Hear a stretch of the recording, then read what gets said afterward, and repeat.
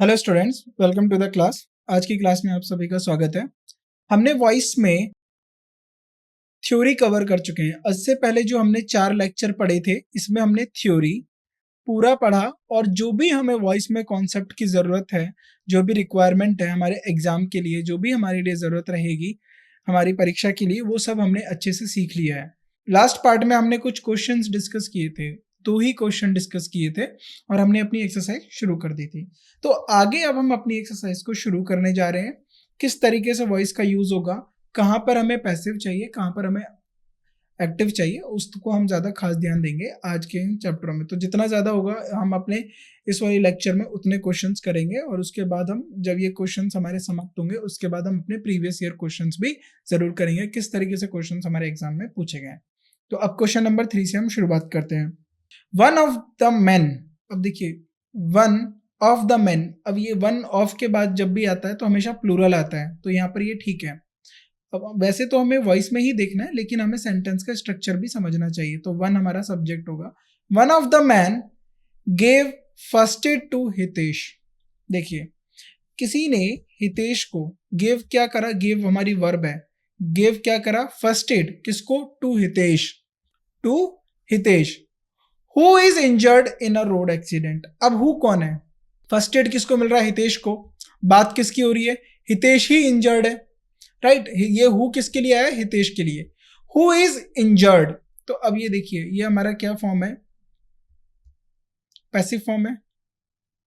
Passive form मैंने कैसे पता लगाया, क्योंकि हु हमारा यहाँ पर क्या बात कर रहा है, सब्जेक्ट की तरह काम कर रहा है। इज हमारा आ गया और इसके साथ इंजर्ड, इंजरी और इंजर्ड जो आया ये हमारी पास्ट पार्टिसिपल है, पास्ट पार्टिसिपल यानी हमारी V3 है।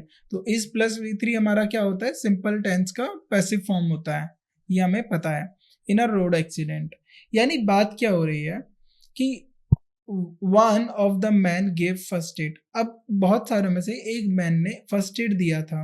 अब देखिए गिव, गिव का सेकंड फॉर्म है। तो अगर आपने यहाँ तक देखा तो आपको पता चला ये टेंस किसकी बात कर रहा है, पास्ट टेंस की बात कर रहा है, राइट। ये किसकी बात कर रहा है, पास्ट की बात कर रहा है, पास्ट टेंस में बात कर रहा है। तो हमारा जो टेंस है ये किस में है, पास्ट में है, राइट। अब हितेश क्या है, हितेश अब देखिए किसको दिया था, जो इंजर्ड हुआ था रोड एक्सीडेंट में। हुआ है नहीं, हुआ था, तो हु वॉज इंजर्ड। तो करेक्ट आंसर क्या होगा, हु वॉज इंजर्ड।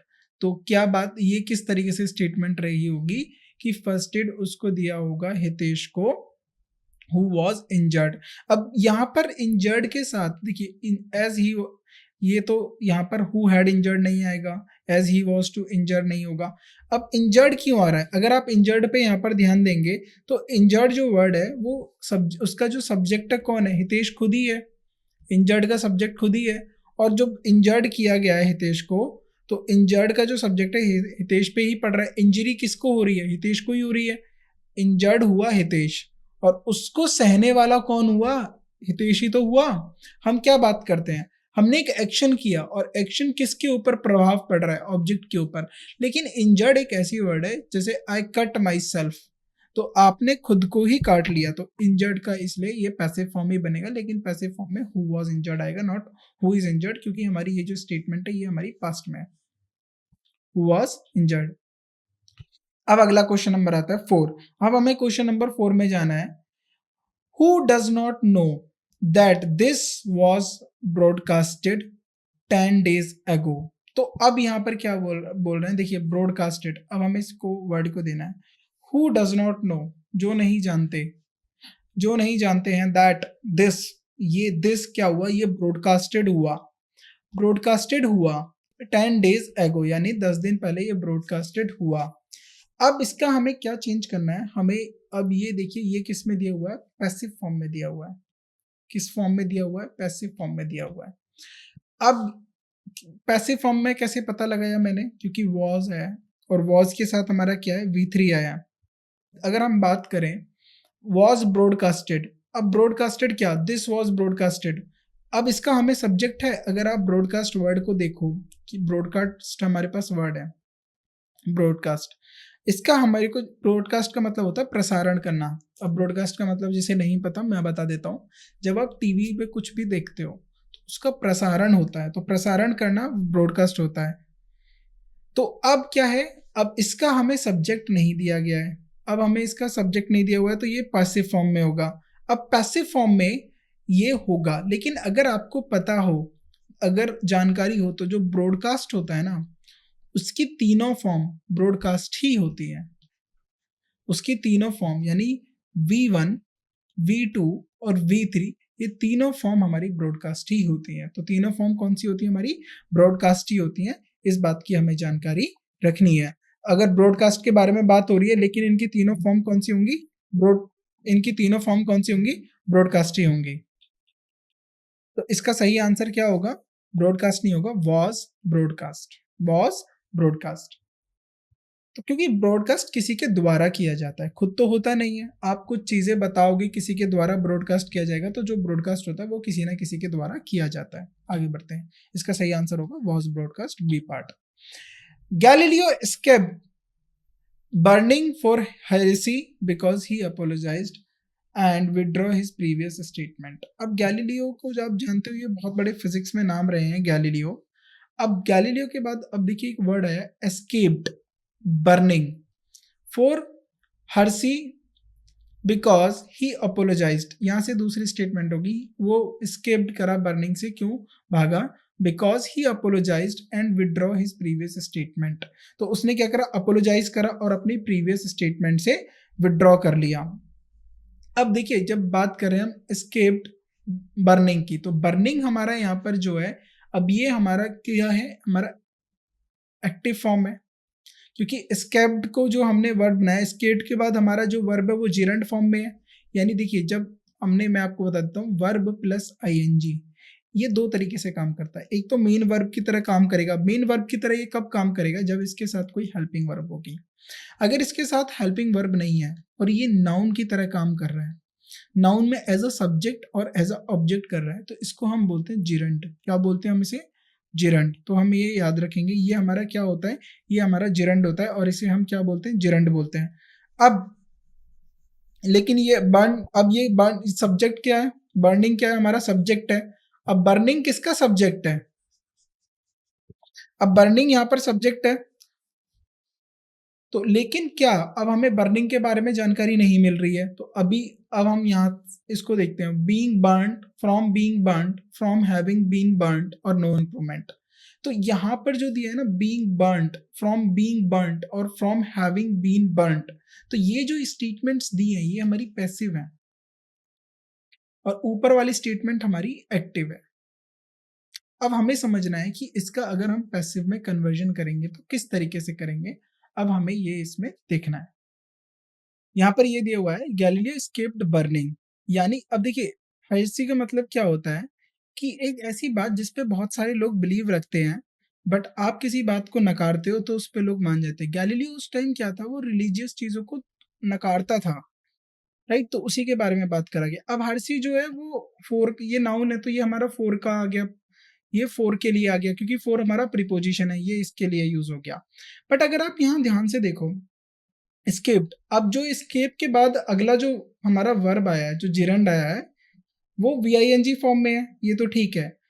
लेकिन जो बर्न है, बर्न का सब्जेक्ट हमारे किसी वाक्य में दिया हुआ नहीं है, इसलिए ये पैसिव में होगा। तो अगर ये पैसिव में होगा तो एस्केप्ड बर्निंग, तो बर्निंग अगर पैसिव में लिखोगे और ये पास्ट की बात हो रही है, तो पास्ट में क्या होगा, from being burnt, from being burnt, लेकिन ये बर्निंग की बात हो रही है, तो इसका जो सही आंसर हमें लिखना होगा वो होगा हमारा being burnt. Galileo escaped burning, अब ये हम पैसिव में लिख रहे हैं क्योंकि Galileo escaped burning, being escaped being burnt, तो इसका सही आंसर होगा बीइंग बर्न्ट। हम यहाँ पर इसको सही ऑप्शन को टिक करेंगे।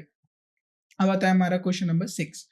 When he arrived to attend the wedding of his brother, he had been dressed in a dark suit. अब देखिए, he had been dressed, यानी अगर ये हमारा किसके बारे में, ये हमारा पैसिव दिया हुआ है, उसके पीछे का कॉन्टेक्स्ट क्या है, when he arrived to attend the wedding of his brother, तो जब वो अपनी ब्रदर की वेडिंग को अटेंड करने आया था, तो उसने डार्क सूट पहना था, वो ड्रेस्ड हुआ था डार्क सूट के साथ। तो अगर यहाँ पर अब देखिए, ड्रेस्ड जो है, he had been dressed in a dark suit, अगर ये डार्क सूट है अगर आप इस बात को ध्यान दो तो ये जो डार्क सूट है ये इस प्रीपोजिशन का ऑब्जेक्ट है, लेकिन क्या इस डार्क सूट का ऑब्जेक्ट है आपके पास? तो नहीं है। तो अगर ये डार्क सूट का ऑब्जेक्ट नहीं है तो ये हमारा क्या फॉर्म बनेगा? ये हमारा पैसिव फॉर्म बनेगा। तो अगर ये हमारा पैसिव फॉर्म बनेगा तो इसमें हम लिखेंगे ही वॉज ड्रेस्ड। क्या होगा? ही was dressed in a dark suit.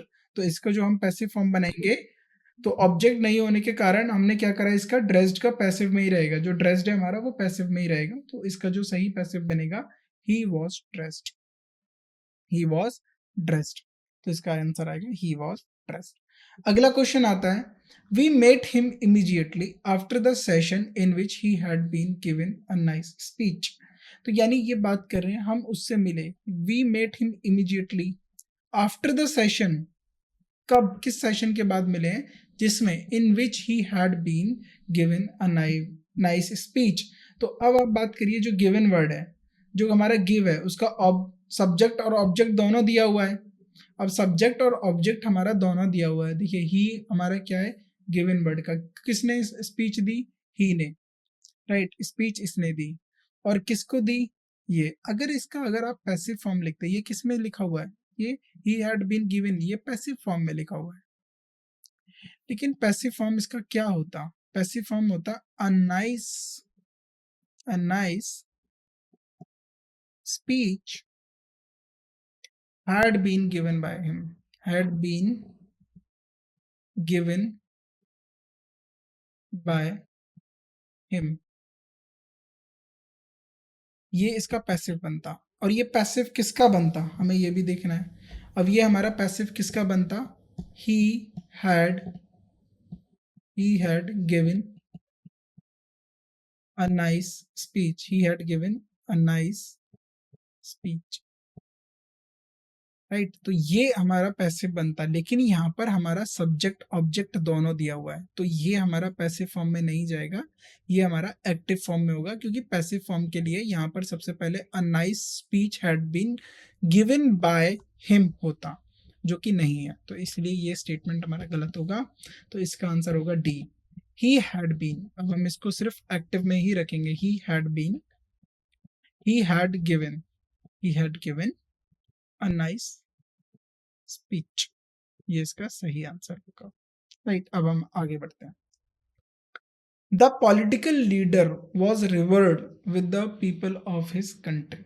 अब देखिए द पॉलिटिकल लीडर, अगर हम बात करें the political leader was revered, ठीक है। तो रिवर्ड का मतलब होता है आदर करना, रिस्पेक्ट करना। किसके द्वारा उसको रिवर्ड करा जाए? तो उसको जो रिवर्ड करते हैं कौन करते हैं? The people of the country. अगर आप यहाँ बात करो, जो हमारी रिवर्ड के बारे में बात हो रही है, तो इसका जो बाय, अब बाय आएगा, डूअर आएगा, राइट। अब देखिए रिवर्ड किसके द्वारा किया जाता है? लोगों के द्वारा। तो ये हमारा पैसिव फॉर्म है। अगर आप इस बात को ध्यान दो तो ये हमारा पैसिव फॉर्म है। पैसिव फॉर्म कैसे है? वॉज रिवर्ड, तो वॉज हमारा आया और उसके बाद रिवर्ड। तो अगर मैं इसका एक्टिव रखता द पीपल, अगर मैं इसको एक्टिव करता the people revered, revered the political leader, अब तो ये हो जाता the political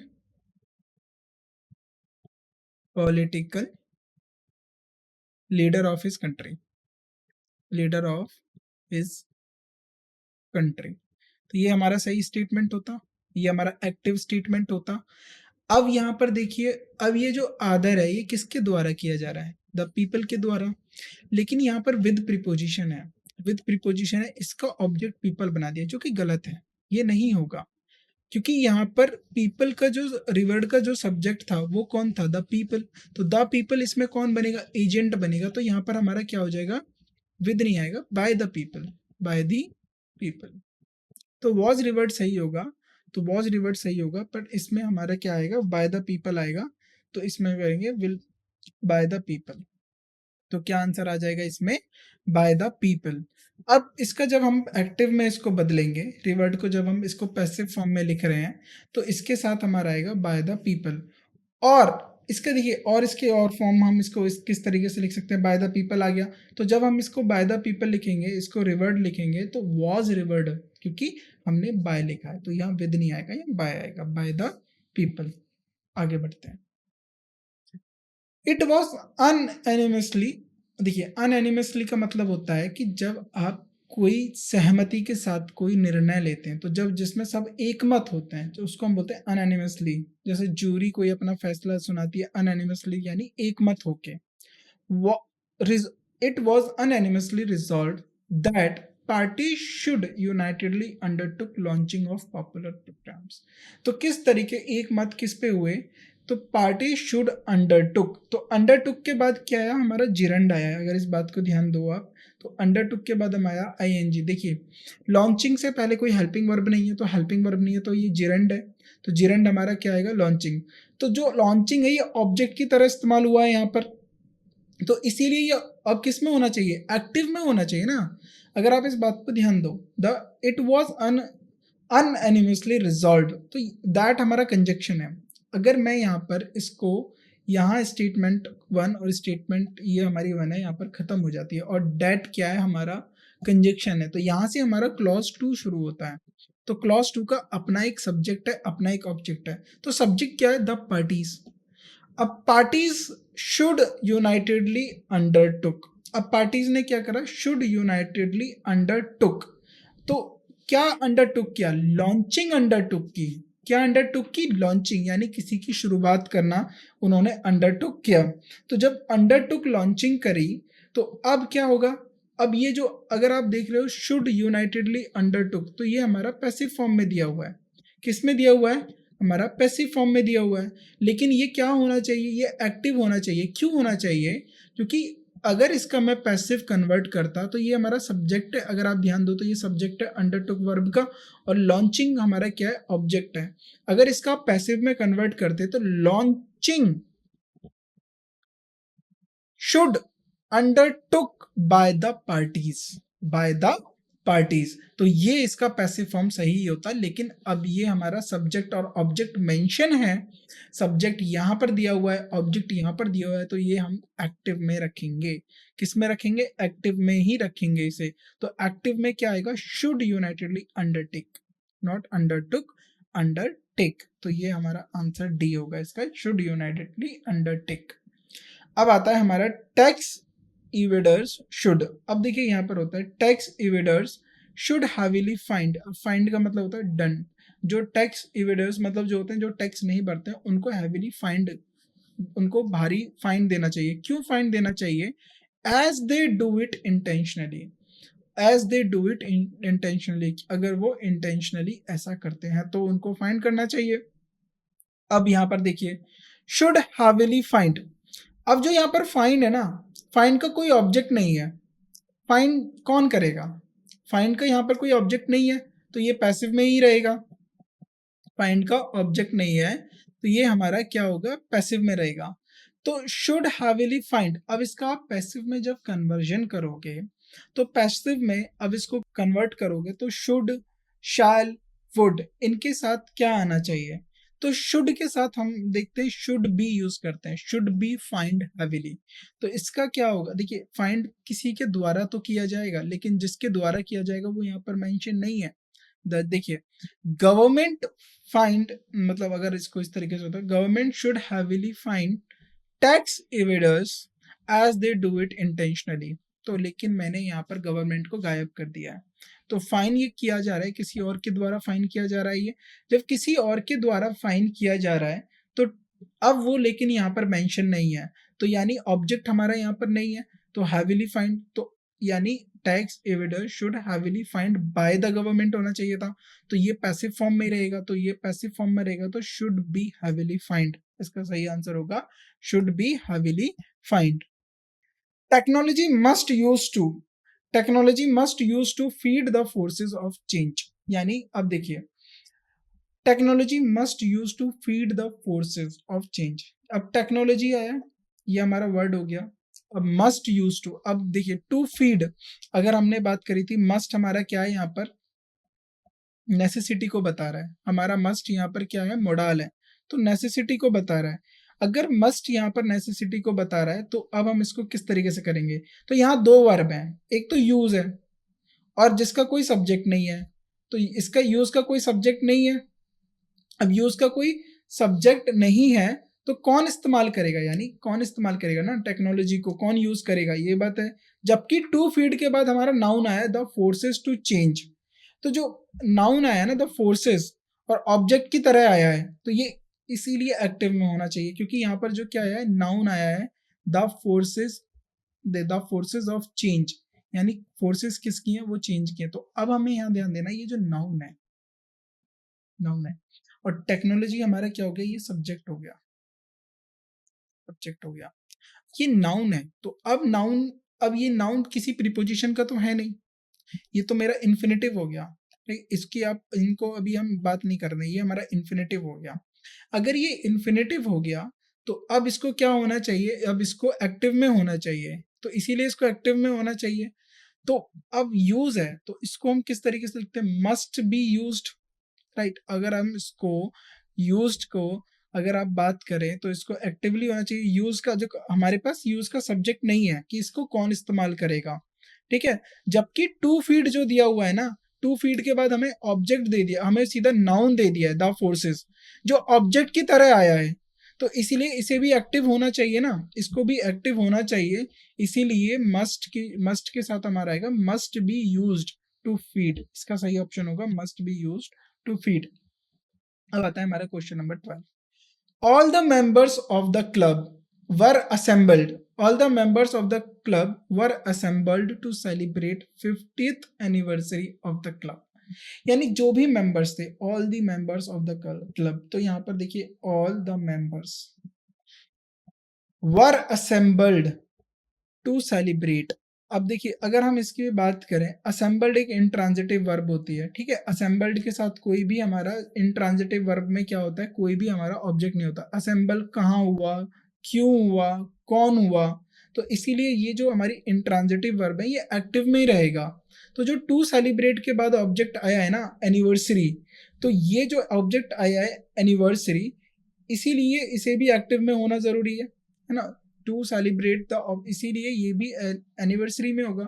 were assembled Y, ये वाई का रीजन है, राइट। ये व्हाट नहीं है, व्हाट और हुम का रिप्लाई नहीं है, ये वाई का रिप्लाई है। Were assembled Y to celebrate the 50th anniversary of the club, तो यानी ये वाई का रिप्लाई है, राइट, वाई का रिप्लाई है, तो वाई का रिप्लाई है। तो लेकिन अब जब ये है, इसको भी हमें किस में रखना चाहिए, एक्टिव, एक्टिव में रखना चाहिए। तो एक्टिव में रखेंगे तो हैज असेंबल्ड आएगा, वर असेंबल्ड नहीं आएगा, क्योंकि अगर वर्ड असेंबल्ड जो है ये हमारा पैसिव है, पैसिव फॉर्म जो है इंट्रांजिटिव वर्ब्स का नहीं बनता है, हमें ये बात ध्यान देनी है।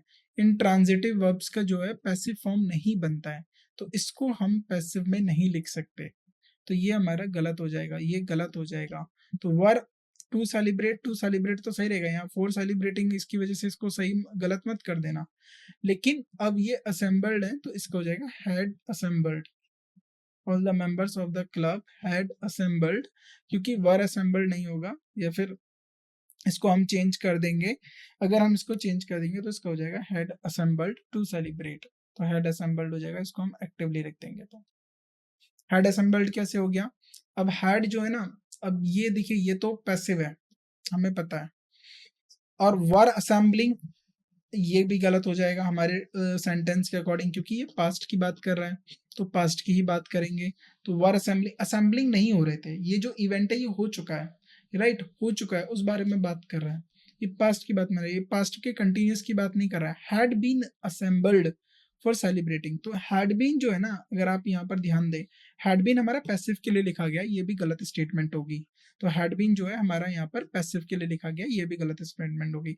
Assembled to celebrate, to celebration नहीं होता है, टू के साथ हमेशा फर्स्ट फॉर्म ऑफ वर्ब आती है। अगर यहाँ पर असेंबल्ड टू सेलिब्रेट आता ना, तो ये किसी हद तक हो सकता था, बट लेकिन ये गलत होगा, तो इसलिए हम ए ऑप्शन के साथ जाना पड़ेगा। India has none of the advantages possessed by the rich countries during the industrialization, यानी ये इंडस्ट्रियलाइजेशन की बात कर रहा है कि जो इंडिया थे उसको कोई भी रिच कंट्रीज जो थी उस वक्त की, उनसे कोई भी एडवांटेजेस नहीं मिले इंडस्ट्रियलाइजेशन के दौरान। तो अब इस स्टेटमेंट को ध्यान से पढ़ना है। अब यहाँ पर अगर आप ध्यान देख रहे हो, नन ऑफ द एडवांटेजेस, ये हमारा क्या हो गया, प्लूरल नाउन हो गया, के बाद जो बाय कि एक बात पॉजेस्ड हुआ है, पॉजेस्ड बाय, पॉजेस्ड जो होगा ना, पॉजेस्ड नहीं होगा, यहाँ पॉजेस्ड आएगा, पॉजेस्ड बाय, यानी जो एडवांटेजेस है, none of the advantages possessed by the rich countries, possess नहीं आएगा, ये पास्ट की बात कर रहा है तो possessed by, none of the advantages possessed by, तो ये हो जाएगा हमारा डी ऑप्शन, पॉजेस्ड बाय, तो इसका सही आंसर होगा हमारा डी ऑप्शन। अब आता है हमारा question number 14, people who are indecisive can be readily persuading to change their minds, persuade का मतलब होता है राजी करना, किसी चीज को लेकर आपको मनाना, राजी करना, तो जो हमारे जो पीपल होते हैं जो इनडिसिसिव होते हैं, जो डिसीजन लेने में ज़्यादा एक्टिव नहीं होते, उनको जल्दी राजी कर लिया जाता है, राइट, और to change their minds again, और उनके दोबारा जो दिमाग है ना उसको बदल दिया जाता है, दिमाग को बदलने का मतलब उनके विचारों को बदल दिया जाता है इजीली। तो people who are indecisive, who किसके लिए आया है, पीपल के लिए आया है, सबसे पहले बात तो ये रखेंगे। जो हमारा है ना परस्यूड, राजी करना का जो सब्जेक्ट है और ऑब्जेक्ट है, कौन किसको राजी कर रहा है, मैं इसमें एक नहीं है, तो हमें क्या करना, पीपल कैन बी रेडी परस्यूडिंग, अब देखिए पीपल को तो राजी कर लिया जा रहा है, ठीक है, किन लोगों को आप राजी कर सकते हो, जो डिसिसिव नहीं होते हैं, मतलब जो डिसीजन नहीं ले पाते, इनडिसिसिव होते हैं, लेकिन कौन, अगर आप कौन की बात करोगे तो जब आपको कौन नहीं मिल रहा है तो यानी आपको ऑब्जेक्ट नहीं मिल रहा है, कौन इनको करेगा। अब देखिए अगर मैं इसमें इस तरीके से बात करूं कि इनको राजी किसी ना किसी के द्वारा ही तो किया जा रहा है, बाय हुम, समवन, किसी के तो द्वारा किया जा रहा है, लेकिन हमें यहाँ पर नहीं पता है। अगर आप इतना पढ़ें, people who are indecisive can be readily persuading, persuading किसके द्वारा किया जा रहा है, किसी और ना किसी के द्वारा तो किया जाएगा, तो वो मिसिंग है, तो यानी इसको पैसिव होना चाहिए, पैसिव होना चाहिए।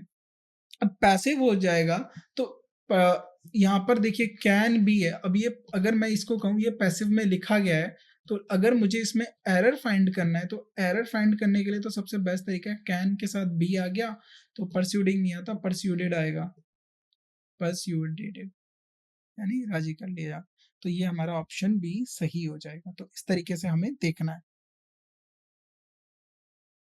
अब आता है हमारा question number 15, the local authorities were never bothering to care, were never bothering, देखिए वर नेवर बॉदरिंग, तो ये हमारा पास्ट कंटिन्यूस की बात कर रहा है, never bothering to care about the unfortunate happenings, bothering का मतलब होता है जैसे परेशान करना, तो यहाँ पर है परेशान होना, तो जो हमारी लोकल अथॉरिटीज होती हैं वो परेशान नहीं होती हैं, तो वो चिंता नहीं करती हैं, जो भी हमारा अनफॉर्चुनेट हैपनिंग हो गया, लाइक जो बदकिस्मती से जो दुर्घटनाएं हो जाती हैं उनको लेके ज़्यादा चिंतन नहीं करती हैं, ज़्यादा परेशान नहीं होती हैं।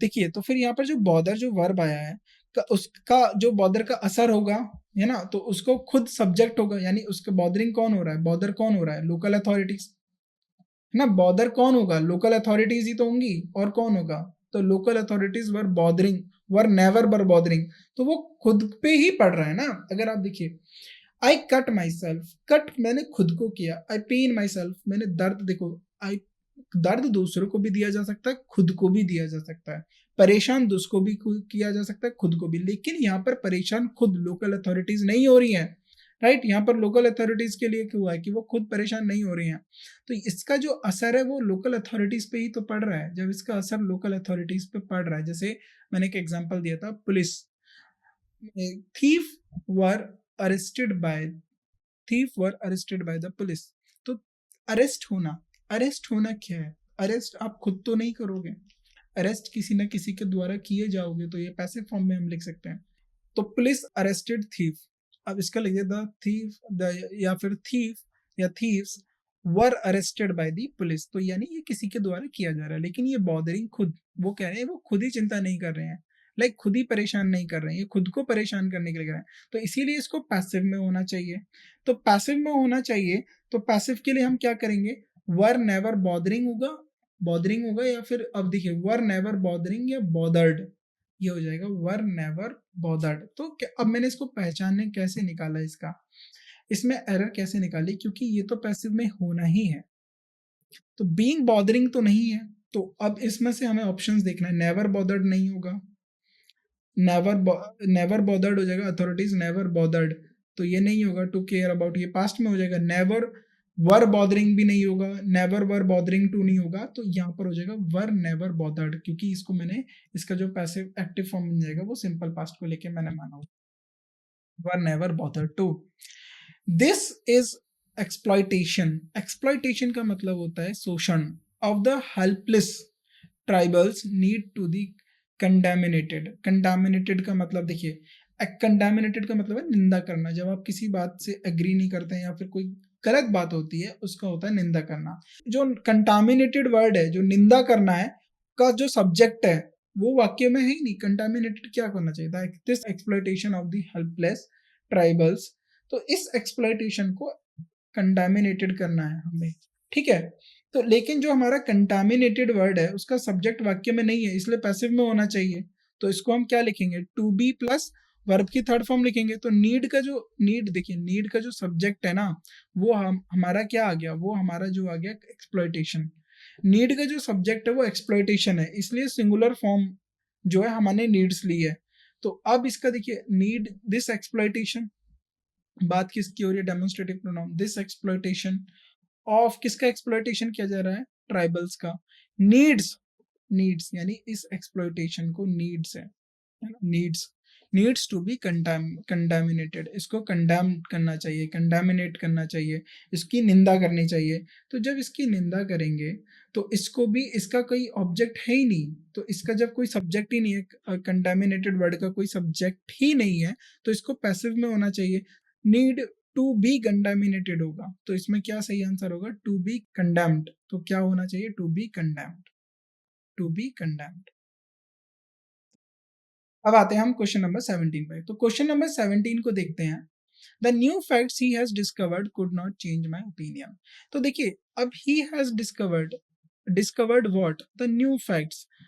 अब न्यू फैक्ट्स क्या करें, could not change my opinion. तो न्यू फैक्ट्स जो है ये हमारा प्लूरल है, प्लूरल है, यानी ये हमारा सब्जेक्ट अगर बनेगा ये हमारा प्लूरल है, right. He has discovered the new facts, तो ये हमारा प्लूरल है, तो इसके साथ आ रहा है could not change. Could not change, change के लिए क्या चेंज कर गया, चेंज व्हाट, माय ओपिनियन। और कौन चेंज कर रहे हैं, the new facts. New facts नहीं चेंज कर पा रहे हैं, तो यहाँ पर देखिए ये प्लूरल है, तो इसके अकॉर्डिंग वर्ब ये ठीक लगी है, तो हैज नॉट तो नहीं आएगा क्योंकि ये प्लूरल है, तो कुड नॉट भी नहीं आएगा क्योंकि यहाँ पर सब्जेक्ट ऑब्जेक्ट मिल गया माय ओपिनियन और सब्जेक्ट हो गया द न्यू फैक्ट्स, तो कुड नॉट भी नहीं आएगा, पैसिव नहीं बनेगा, एक्टिव ही रहेगा। कैन नॉट भी नहीं होगा, मे नॉट भी नहीं होगा, नो करेक्शन, तो इसका सही आंसर होगा नो करेक्शन रिक्वायर्ड। तो यहाँ पे ही हम अपना लेक्चर एंड करते हैं, इसके बाद बाकी के जो क्वेश्चन है वो हम नेक्स्ट लेक्चर में करेंगे। Thank you.